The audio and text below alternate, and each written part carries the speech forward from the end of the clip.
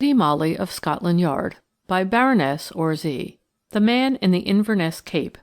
I have heard many people say, people too, mind you, who read their daily paper regularly, that it is quite impossible for anyone to disappear within the confines of the British Isles. At the same time, these wise people invariably admit one great exception to their otherwise unimpeachable theory, and that is the case of Mr. Leonard Marvell, who, as you know, walked out one afternoon from the Scotia Hotel in Cromwell Road, and has never been seen or heard of since. Information had originally been given to the police by Mr. Marvell's sister Olive, a Scotchwoman of the usually accepted type, tall, bony, with sandy-coloured hair, and a somewhat melancholy expression in her blue-grey eyes. Her brother, she said, had gone out on a rather foggy afternoon. I think it was the 3rd of February, just about a year ago. His intention had been to go and consult a solicitor in the city, whose address had been given him recently by a friend, about some private business of his own. Mr. Marvell had told his sister that he would get a train at South Kensington Station to Moorgate Street, and walk thence to Finsbury Square. She was to expect him home by dinner-time.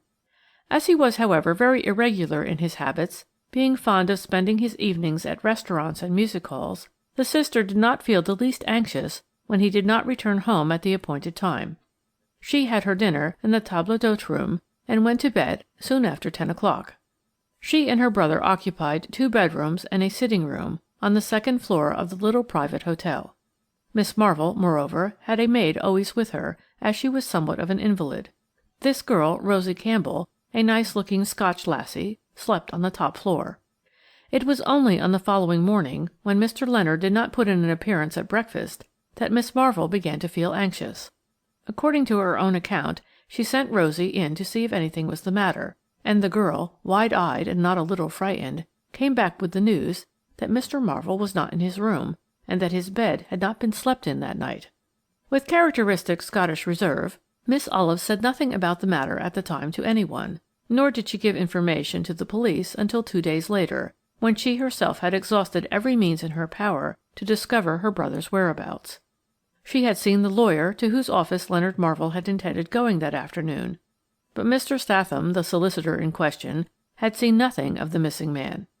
With great adroitness, Rosie, the maid, had made inquiries at South Kensington and Moorgate Street stations. At the former, the booking clerk, who knew Mr. Marvell by sight, distinctly remembered selling him a first-class ticket to one of the city stations in the early part of the afternoon. But at Moorgate Street, which is a very busy station, no one recollected seeing a tall, red-haired Scotchman in an Inverness cape. Such was the description given of the missing man. By that time the fog had become very thick in the city, traffic was disorganized, and everyone felt fussy, ill-tempered, and self-centred. These, in substance, were the details which Miss Marvell gave to the police on the subject of her brother's strange disappearance. At first she did not appear very anxious. She seemed to have great faith in Mr. Marvell's power to look after himself. Moreover, she declared positively that her brother had neither valuables nor money about his person when he went out that afternoon. But as day succeeded day, and no trace of the missing man had yet been found, matters became more serious, and the search instituted by our fellows at the Yard waxed more keen. A description of Mr. Leonard Marvell was published in the leading London and provincial dailies. Unfortunately, there was no good photograph of him extant, and descriptions are apt to prove vague. Very little was known about the man beyond his disappearance, which had rendered him famous. He and his sister had arrived at the Scotia Hotel about a month previously, and subsequently they were joined by the maid Campbell. Scotch people are far too reserved ever to speak of themselves or their affairs to strangers. Brother and sister spoke very little to anyone at the hotel. They had their meals in their sitting-room, waited on by the maid, who messed with the staff.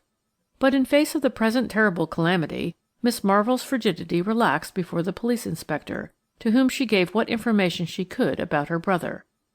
"He was like a son to me," she explained with scarcely restrained tears, "for we lost our parents early in life, and as we were left very, very badly off, our relations took but little notice of us. My brother was years younger than I am, and though he was a little wild and fond of pleasure, he was as good as gold to me, and has supported us both for years by journalistic work.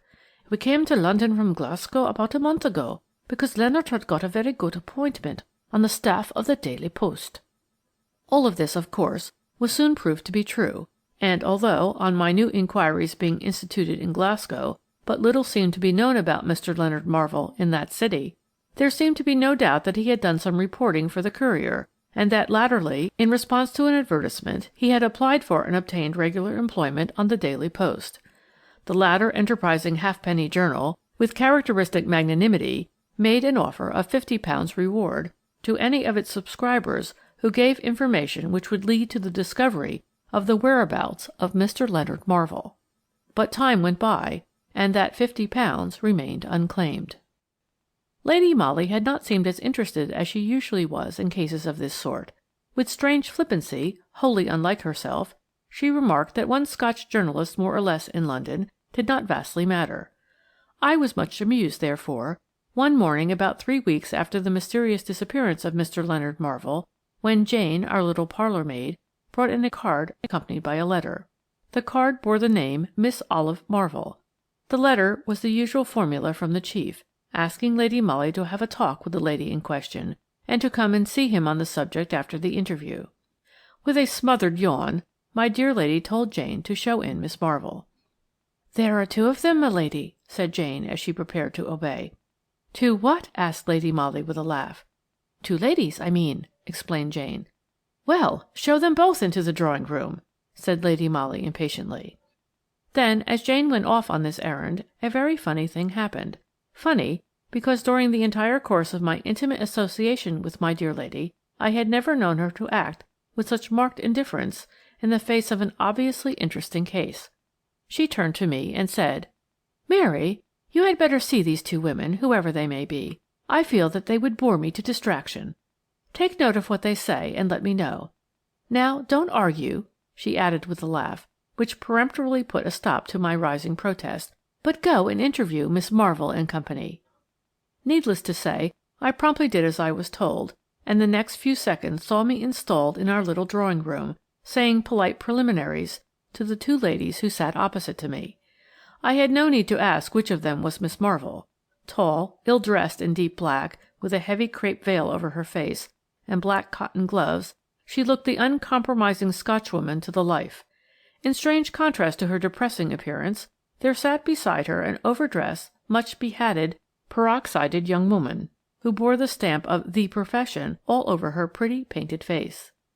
Miss Marvell, I was glad to note, was not long in plunging into the subject which had brought her there. "I saw a gentleman at Scotland Yard," she explained after a short preamble, "because Miss Lulu Fay came to me at the hotel this very morning with a story which, in my opinion, should have been told to the police directly my brother's disappearance became known, and not 3 weeks later."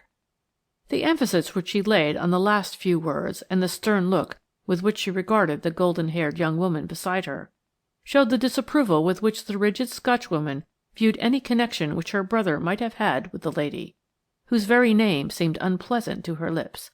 Miss Lulu Fay blushed even through her rouge, and turned a pair of large liquid eyes imploringly upon me. I didn't know. I was frightened," she stammered. "There's no occasion to be frightened now," retorted Miss Marvell, "and the sooner you try to be truthful about the whole matter, the better it will be for all of us." And the stern woman's lips closed with a snap as she deliberately turned her back on Miss Fay and began turning over the leaves of a magazine which happened to be on a table close to her hand. I muttered a few words of encouragement, for the little actress looked ready to cry. I spoke as kindly as I could, telling her that if indeed she could throw some light on Mr. Marvell's present whereabouts, it was her duty to be quite frank on the subject. She hemmed and hawed for a while, and her simpering ways were just beginning to tell on my nerves, when she suddenly started talking very fast. "I am principal boy at the Grand," she explained with great volubility, "and I know Mr. Leonard Marvell well. In fact, he paid me a good deal of attention, and—" "Yes, and?" I queried, for the girl was obviously nervous. There was a pause. Miss Fay began to cry. "And it seems that my brother took this young lady to supper on the night of February 3rd, after which no one has ever seen or heard of him again," here interposed Miss Marvell quietly. "Is that so?" I asked. Lulu Fay nodded, whilst heavy tears fell upon her clasped hands. "But why did you not tell this to the police 3 weeks ago?" I ejaculated, with all the sternness at my command. I was frightened," she stammered. "Frightened? Of what?" "I am engaged to Lord Mountnewte, and—" "And you did not wish him to know that you were accepting the attentions of Mr. Leonard Marvell? Was that it? Well," I added, with involuntary impatience, "what happened after you had supper with Mr. Marvell?" "Oh, I hope that nothing happened," she said through more tears. "We had supper at the Trocadero, and he saw me into my brougham. Suddenly, just as I was driving away, I saw Lord Mountnewte standing quite close to us in the crowd." "Did the two men know one another?" I asked. "No," replied Miss Fay. "At least, I don't think so. But when I looked back through the window of my carriage, I saw them standing on the curb, talking to each other for a moment, and then walk off together towards Piccadilly Circus. That is the last I have seen of either of them," continued the little actress, with a fresh flood of tears. "Lord Mountnewte hasn't spoken to me since, and Mr. Marvell has disappeared with my money and my diamonds." "Your money and your diamonds?" I gasped in amazement. "Yes, he told me he was a jeweller, and that my diamonds wanted resetting. He took them with him that evening, for he said that London jewellers were clumsy thieves, and that he would love to do the work for me himself. I also gave him £200, which he said he would want for buying the gold and platinum required for the settings. And now he has disappeared, and my diamonds, and my money. Oh, I have been very, very foolish, and—" Her voice broke down completely. Of course, one often hears of the idiocy of girls giving money and jewels unquestioningly to clever adventurers who know how to trade upon their inordinate vanity. There was, therefore, nothing very out of the way in the story just told me by Lulu Fay, until the moment when Miss Marvell's quiet voice, with its marked Scotch burr, broke in upon the short silence which had followed the actress's narrative. "As I explained to the Chief Detective Inspector at Scotland Yard," she said calmly, "the story which this young lady tells is only partly true.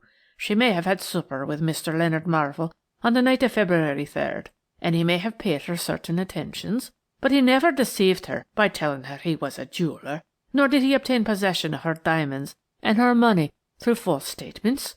My brother was the soul of honour and loyalty.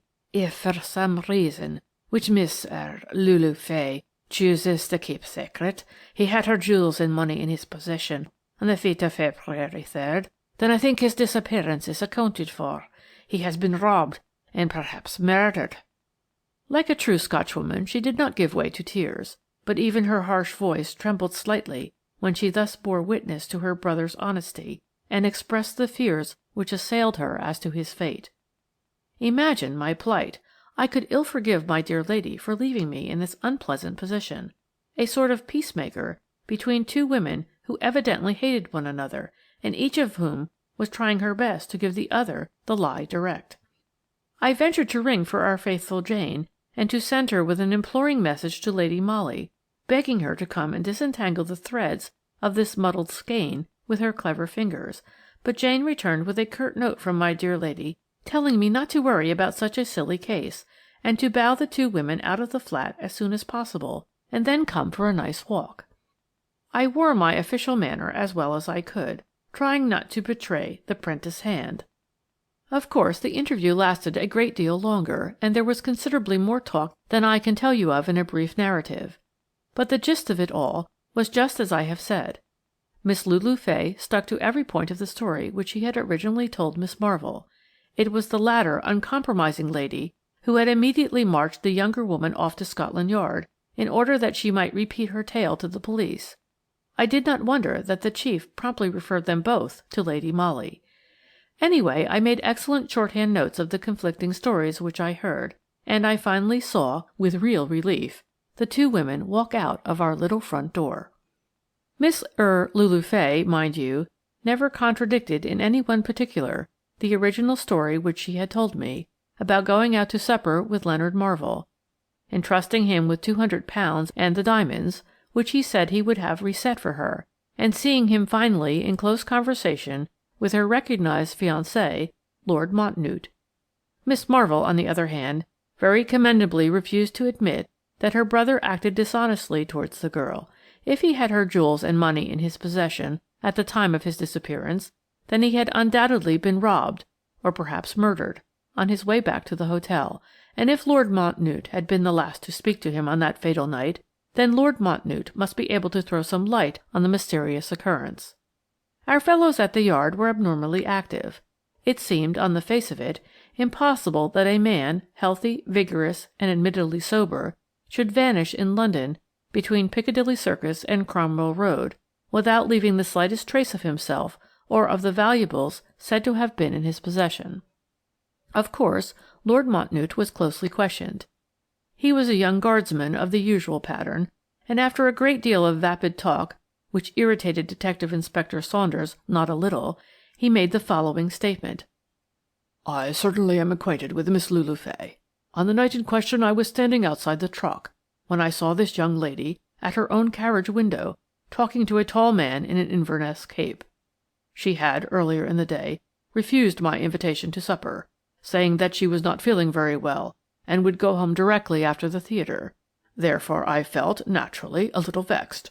I was just about to hail a taxi, meaning to go on to the club, when, to my intense astonishment, the man in the Inverness cape came up to me and asked if I could tell him the best way to get back to Cromwell Road." "And what did you do?" asked Saunders. "I walked a few steps with him and put him on his way," replied Lord Mountnewte blandly. In Saunders' own expressive words, he thought that story fishy. He could not imagine the arm of coincidence being quite so long as to cause these two men, who presumably were both in love with the same girl, and who had just met at a moment when one of them was obviously suffering pangs of jealousy, to hold merely a topographical conversation with one another. But it was equally difficult to suppose that the eldest son and heir of the Marquis of Loam should murder a successful rival and then rob him in the streets of London. Moreover, here came the eternal and unanswerable questions. If Lord Mountnewte had murdered Leonard Marvell, where and how had he done it, and what had he done with the body? I dare say you are wondering by this time why I have said nothing about the maid, Rosie Campbell. Well, plenty of very clever people, I mean those who write letters to the papers and give suggestions to every official department in the kingdom, thought that the police ought to keep a very strict eye upon that pretty Scotch lassie, for she was very pretty, and had quaint demure ways which rendered her singularly attractive, in spite of the fact that, for most masculine tastes, she would have been considered too tall. Of course, Saunders and Danvers kept an eye on her, you may be sure of that, and got a good deal of information about her from the people at the hotel. Most of it, unfortunately, was irrelevant to the case. She was maid attendant to Miss Marvell, who was feeble in health, and who went out but little. Rosie waited on her master and mistress upstairs, carrying their meals to their private room and doing their bedrooms. The rest of the day she was fairly free, and was quite sociable downstairs with the hotel staff. With regard to her movements and actions on that memorable 3rd of February, Saunders, though he worked very hard, could glean but little useful information. You see, in a hotel of that kind, with an average of 30 to 40 guests at one time, it is extremely difficult to state positively what any one person did or did not do on that particular day. Most people at the Scotia remembered that Miss Marvell dined in the table d'hôte room on that 3rd of February. This she did about once a fortnight, when her maid had an evening out. The hotel staff also recollected fairly distinctly that Miss Rosie Campbell was not in the steward's room at supper time that evening, but no one could remember definitely when she came in. One of the chambermaids who occupied the bedroom adjoining hers said she heard her moving about soon after midnight. The hall porter declared that he saw her come in just before 12:30, when he closed the doors for the night. But one of the ground-floor valets said that, on the morning of the 4th, he saw Miss Marvell's maid, in hat and coat, slip into the house and upstairs, very quickly and quietly, soon after the front doors were opened, namely, about 7 a.m. Here, of course, was a direct contradiction between the chambermaid and hall porter on the one side, and the valet on the other, whilst Miss Marvell said that Campbell came into her room and made her some tea long before 7 o'clock every morning, including that of the 4th. I assure you our fellows at the Yard were all ready to tear their hair out by the roots, from sheer aggravation at this maze of contradictions which met them at every turn. The whole thing seemed so simple. There was nothing to it, as it were, but very little real suggestion of foul play, and yet Mr. Leonard Marvell had disappeared, and no trace of him could be found. Everyone now talked freely of murder. London is a big town, and this would not have been the first instance of a stranger, for Mr. Leonard Marvell was practically a stranger in London, being enticed to a lonely part of the city on a foggy night, and there done away with and robbed, and the body hidden in an out-of-the-way cellar where it might not be discovered for months to come. But the newspaper-reading public is notably fickle, and Mr. Leonard Marvell was soon forgotten by everyone save the chief and the batch of our fellows who had charge of the case. Thus I heard through Danvers one day that Rosie Campbell had left Miss Marvell's employ and was living in rooms in Findlater Terrace near Walham Green. I was alone in our Maida Vale flat at the time, my dear lady having gone to spend the week-end with the Dowager Lady Loam, who was an old friend of hers, nor, when she returned, did she seem any more interested in Rosie Campbell's movements than she had been hitherto. Yet another month went by, and I for one had absolutely ceased to think of the man in the Inverness Cape, who had so mysteriously and so completely vanished in the very midst of busy London, when one morning early in January Lady Molly made her appearance in my room, looking more like the landlady of a disreputable gambling house than anything else I could imagine. "What in the world—" I began. "Yes, I think I look the part," she replied, surveying with obvious complacency the extraordinary figure which confronted her in the glass. My dear lady had on a purple cloth coat and skirt of a peculiarly vivid hue, and of a singular cut, which made her matchless figure look like a sack of potatoes. Her soft brown hair was quite hidden beneath a transformation of that yellow-reddish tint only to be met with in very cheap dyes. As for her hat, I won't attempt to describe it. It towered above and around her face, which was plentifully covered with brick red, and with that kind of powder which causes the cheeks to look a deep mauve. My dear lady looked, indeed, a perfect picture of appalling vulgarity. "Where are you going in this elegant attire?" I asked in amazement. "I have taken rooms in Findlater Terrace," she replied lightly. "I feel that the air of Walham Green will do us both good. Our amiable, if somewhat slatternly landlady expects us in time for luncheon. You will have to keep rigidly in the background, Mary, all the while we are there. I said that I was bringing an invalid niece with me, and as a preliminary you may as well tie 2 or 3 thick veils over your face. I think I may safely promise that you won't be dull." And we certainly were not dull during our brief stay at 34 Findlater Terrace, Walham Green. Fully equipped and arrayed in our extraordinary garments, we duly arrived there in a rickety four-wheeler, on the top of which were perched 2 seedy-looking boxes. The landlady was a toothless old creature, who apparently thought washing a quite unnecessary proceeding. In this she was evidently at one with every one of her neighbours. Findlater Terrace looked unspeakably squalid. Groups of dirty children congregated in the gutters and gave forth discordant shrieks as our cab drove up. Through my thick veils I thought that, some distance down the road, I spied a horsey-looking man in ill-fitting riding breeches and gaiters, who vaguely reminded me of Danvers. Within half an hour of our installation, and whilst we were eating a tough steak over a doubtful tablecloth, my dear lady told me that she had been waiting a full month until rooms in this particular house happened to be vacant. Fortunately, the population in Findlater Terrace is always a shifting one, and Lady Molly had kept a sharp eye on number 34, where, on the floor above, lived Miss Rosie Campbell. Directly the last set of lodgers walked out of the ground-floor rooms, we were ready to walk in.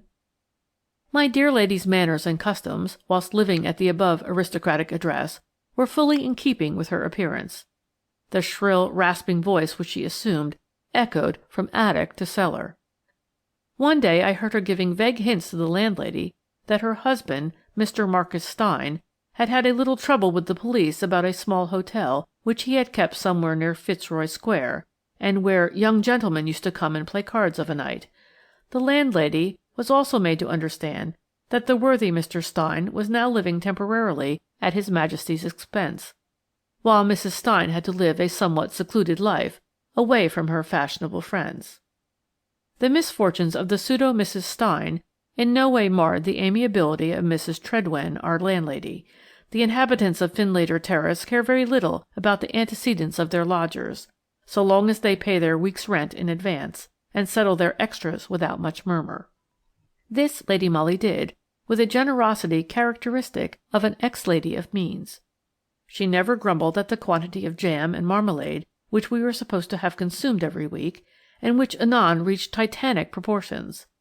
She tolerated Mrs. Tredwen's cat, tipped Ermyntrude, the tousled lodging-house slavey, lavishly, and lent the upstairs lodger her spirit lamp and curling tongs when Miss Rosie Campbell's got out of order. A certain degree of intimacy followed the loan of those curling tongs. Miss Campbell, reserved and demure, greatly sympathized with the lady who was not on the best of terms with the police. I kept steadily in the background. The two ladies did not visit each other's rooms, but they held long and confidential conversations on the landings, and I gathered, presently, that the pseudo Mrs. Stein had succeeded in persuading Rosie Campbell that, if the police were watching No. 34 Findlater Terrace at all, it was undoubtedly on account of the unfortunate Mr. Stein's faithful wife. I found it a little difficult to fathom Lady Molly's intentions. We had been in the house over 3 weeks, and nothing whatever had happened. Once I ventured on a discreet query as to whether we were to expect the sudden reappearance of Mr. Leonard Marwell. For if that's all about it, I argued, then surely the men from the yard could have kept the house in view without all this inconvenience and masquerading on our part. But to this tirade my dear lady vouchsafed no reply. She and her newly acquired friend were, about this time, deeply interested in the case known as the West End shop robberies, which no doubt you recollect, since they occurred such a very little while ago. Ladies who were shopping in the large drapers' emporiums during the crowded and busy sale time lost reticules, purses, and valuable parcels, without any trace of the clever thief being found.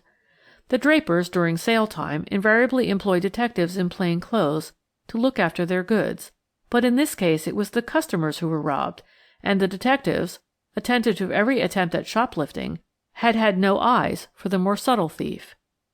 I had already noticed Miss Rosie Campbell's keen look of excitement whenever the pseudo Mrs. Stein discussed these cases with her. I was not a bit surprised, therefore, when one afternoon, at about tea-time, my dear lady came home from her habitual walk, and at the top of her shrill voice called out to me from the hall, "Mary, Mary, they've got the man of the shop robberies. He's given the silly police the slip this time, but they know who he is now, and I suppose they'll get him presently. 'Tisn't anybody I know," she added, with that harsh common laugh which she had adopted for her part. I came out of the room in response to her call, and was standing just outside our own sitting-room door. Mrs. Tredwen, too, bedraggled and unkempt as usual, had sneaked up the area steps, closely followed by Ermyntrude. But on the half-landing just above us, the trembling figure of Rosie Campbell, with scared white face and dilated eyes, looked on the verge of a sudden fall. Still talking shrilly and volubly, Lady Molly ran up to her, but Campbell met her half-way, and the pseudo Mrs. Stein, taking vigorous hold of her wrist, dragged her into our own sitting-room. "Pull yourself together now," she said with rough kindness. "That owl Tredwen is listening, and you needn't let her know too much. Shut the door, Mary. Lord bless you, my dear, I've gone through worse scares than these. There, you just lie down on this sofa a bit. My niece'll make you a nice cup of tea, and I'll go and get an evening paper and see what's going on. I suppose you're very interested in the shop robbery man, or you wouldn't have took on so." Without waiting for Campbell's contradiction to this statement, Lady Molly flounced out of the house. Miss Campbell hardly spoke during the next 10 minutes that she and I were left alone together. She lay on the sofa with eyes wide open, staring up at the ceiling, evidently still in a great state of fear. I had just got tea ready when Lady Molly came back. She had an evening paper in her hand, but threw this down on the table directly she came in. "I could only get an early edition," she said breathlessly, "and the silly thing hasn't got anything in it about the matter." She drew near the sofa, and subduing the shrillness of her voice, she whispered rapidly, bending down towards Campbell. "There's a man hanging about at the corner down there. No, it's not the police," she added quickly, in response to the girl's sudden start of alarm. Trust me, my dear, for knowing a tick when I see one, why I'd smell one half a mile off. No, my opinion is that it's your man, my dear, and that he's in a devil of a hole." "Oh, he oughtn't to have come here," ejaculated Campbell in great alarm. "He'll get me into trouble and do himself no good. He's been a fool," she added, with a fierceness wholly unlike her usual demure placidity. "Getting himself caught like that. Now I suppose we'll have to hook it, if there's time." "Can I do anything to help you?" asked the pseudo Mrs. Stein. "You know I've been through all this myself, when they was after Mr. Stein. Or perhaps Mary could do something." "Well, yes," said the girl after a slight pause, during which she seemed to be gathering her wits together. "I'll write a note, and you shall take it, if you will, to a friend of mine, a lady who lives in the Cromwell Road. But if you still see a man lurking about the corner of the street, then, just as you pass him, say the word Campbell, and if he replies Rosie, then give him the note. Will you do that?" "Of course I will, my dear. Just you leave it all to me." And the pseudo Mrs. Stein brought ink and paper and placed them on the table. Rosie Campbell wrote a brief note, and then fastened it down with a bit of sealing wax before she handed it over to Lady Molly. The note was addressed to Miss Marvell, Scotia Hotel, Cromwell Road. "You understand," she said eagerly. "Don't give the note to the man unless he says Rosie in reply to the word Campbell." All right," said Lady Molly, slipping the note into her reticule. "And you go up to your room, Miss Campbell. It's no good giving that fool Treadwin too much to gossip about." Rosie Campbell went upstairs, and presently my dear lady and I were walking rapidly down the badly lighted street. "Where is the man?" I whispered eagerly, as soon as we were out of earshot of number 34. "There is no man," replied Lady Molly quickly. "But the West End shop thief?" I asked. "He hasn't been caught yet, and won't be either, for he is far too clever a scoundrel to fall into an ordinary trap." She did not give me time to ask further questions, for presently, when we had reached Reporton Square, my dear lady handed me the note written by Campbell and said, "Go straight to the Scotia Hotel and ask for Miss Marvell, and send up the note to her, but don't let her see you, as she knows you by sight. I must see the chief first, and will be with you as soon as possible. Having delivered the note, you must hang about outside as long as you can. Use your wits. She must not leave the hotel before I see her." There was no hansom to be got in this elegant quarter of town, so having parted from my dear lady, I made for the nearest underground station, and took a train for South Kensington. Thus it was nearly 7 o'clock before I reached the Scotia. In answer to my inquiries for Miss Marvell, I was told that she was ill in bed and could see no one. I replied that I had only brought a note for her, and would wait for a reply. Acting on my dear lady's instructions, I was as slow in my movements as ever I could be, and was some time in finding the note and handing it to a waiter, who then took it upstairs. Presently he returned with the message, "Miss Marvell says there is no answer," whereupon I asked for pen and paper at the office, and wrote the following brief note on my own responsibility, using my wits as my dear lady had bidden me to do. "Please, madam," I wrote, "will you send just a line to Miss Rosie Campbell? She seems very upset and frightened at some news she has had." Once more the waiter ran upstairs, and returned with a sealed envelope, which I slipped into my reticule. Time was slipping by very slowly. I did not know how long I should have to wait outside in the cold, when, to my horror, I heard a hard voice with a marked Scotch accent saying, "I am going out, waiter, and shan't be back to dinner. Tell them to lay a little cold supper upstairs in my room." The next moment Miss Marvell, with coat, hat, and veil, was descending the stairs. My plight was awkward. I certainly did not think it safe to present myself before the lady. She would undoubtedly recollect my face. Yet I had orders to detain her until the appearance of Lady Molly. Miss Marvell seemed in no hurry. She was putting on her gloves as she came downstairs. In the hall she gave a few more instructions to the porter, whilst I, in a dark corner in the background, was vaguely planning an assault or an alarm of fire. Suddenly, at the hotel entrance, where the porter was obsequiously holding open the door for Miss Marvell to pass through, I saw the latter's figure stiffen. She took one step back, as if involuntarily, then equally quickly attempted to dart across the threshold, on which a group, composed of my dear lady, of Saunders, and of 2 or 3 people scarcely distinguishable in the gloom beyond, had suddenly made its appearance. Miss Marvell was forced to retreat into the hall. Already I had heard Saunders' hurriedly whispered words. "Try not to make a fuss in this place now. Everything can go off quietly, you know." Danvers and Cotton, whom I knew well, were already standing one each side of Miss Marvell, while suddenly amongst this group I recognized Fanny, the wife of Danvers, who is one of our female searchers at the Yard. "Shall we go up to your own room?" suggested Saunders. "I think that is quite unnecessary," interposed Lady Molly.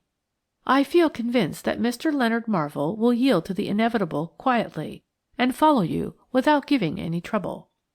Marvell, however, did make a bold dash for liberty. As Lady Molly had said previously, he was far too clever to allow himself to be captured easily. But my dear lady had been cleverer. As she told me subsequently, she had from the first suspected that the trio who lodged at the Scotia Hotel were really only a duo, namely, Leonard Marvell and his wife. The latter impersonated a maid most of the time, but among these 2 clever people the 3 characters were interchangeable. Of course, there was no Miss Marvell at all. Leonard was alternately dressed up as man or woman, according to the requirements of his villainies. "As soon as I heard that Miss Marvell was very tall and bony," said Lady Molly, "I thought that there might be a possibility of her being merely a man in disguise. Then there was the fact, but little dwelt on by either the police or the public, that no one seems ever to have seen brother and sister together, nor was the entire trio ever seen at one and the same time. On that 3rd of February, Leonard Marvell went out. No doubt he changed his attire in a ladies' waiting-room at one of the railway stations. Subsequently he came home, now dressed as Miss Marvell, and had dinner in the table d'hôte room so as to set up a fairly plausible alibi. But ultimately it was his wife, the pseudo Rosie Campbell, who stayed indoors that night, whilst he, Leonard Marvell, when going out after dinner, impersonated the maid until he was clear of the hotel. Then he resumed his male clothes once more, no doubt in the deserted waiting-room of some railway station, and met Miss Lulu Fay at supper, subsequently returning to the hotel in the guise of the maid. You see the game of criss-cross, don't you? This interchanging of characters was bound to baffle everyone. Many clever scoundrels have assumed disguises, sometimes impersonating members of the opposite sex to their own, but never before have I known 2 people play the part of 3. Thus endless contradictions followed as to the hour when Campbell the maid went out and when she came in, for at one time it was she herself who was seen by the valet, and at another it was Leonard Marvell dressed in her clothes. He was also clever enough to accost Lord Montnewt in the open street, thus bringing further complications into this strange case. After the successful robbery of Miss Fay's diamonds, Leonard Marvell and his wife parted for a while. They were waiting for an opportunity to get across the Channel, and there turn their booty into solid cash, whilst Mrs. Marvell, alias Rosie Campbell, led a retired life in Findlater Terrace. Leonard kept his hand in with West End shop robberies. Then Lady Molly entered the lists. As usual, her scheme was bold and daring. She trusted her own intuition and acted accordingly. When she brought home the false news that the author of the shop robberies had been spotted by the police, Rosie Campbell's obvious terror confirmed her suspicions. The note written by the latter to the so-called Miss Marvell, though it contained nothing in any way incriminating, was the crowning certitude that my dear lady was right, as usual, in all her surmises. And now Mr. Leonard Marvell will be living for a couple of years at the taxpayer's expense. He has disappeared temporarily from the public eye. Rosie Campbell, that is Mrs. Marvell, has gone to Glasgow. I feel convinced that 2 years hence we shall hear of the worthy couple again. End of The Man in the Inverness Cape,